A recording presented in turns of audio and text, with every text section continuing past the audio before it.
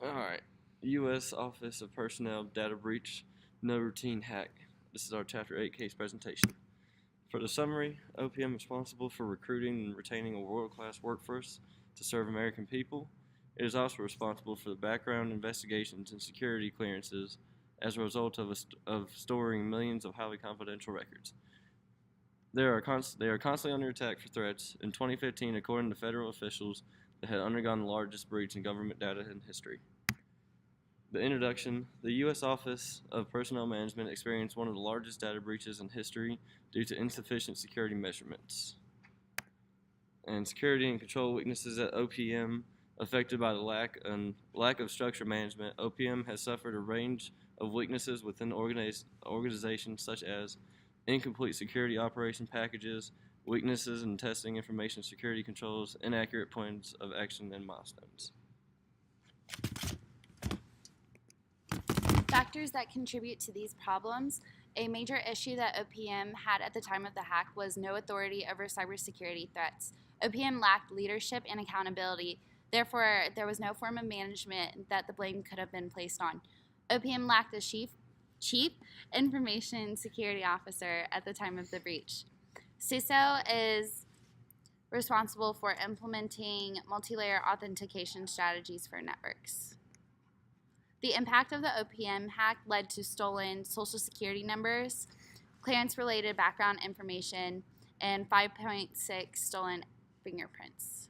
This also resulted in $56 million additional dollars that was invested into IT in 2015.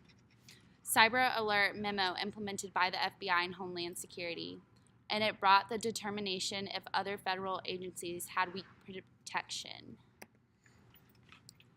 Solution. As quoted by our text, information system controls should not be an afterthought. General controls govern the design, security, and other data files through the organizations.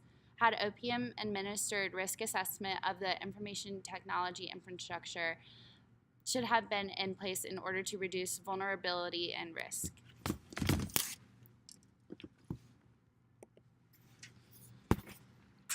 What is ethical hacking? Ethical hacking is when organizations pay ethical hackers to identify vulnerabilities in their information technology systems.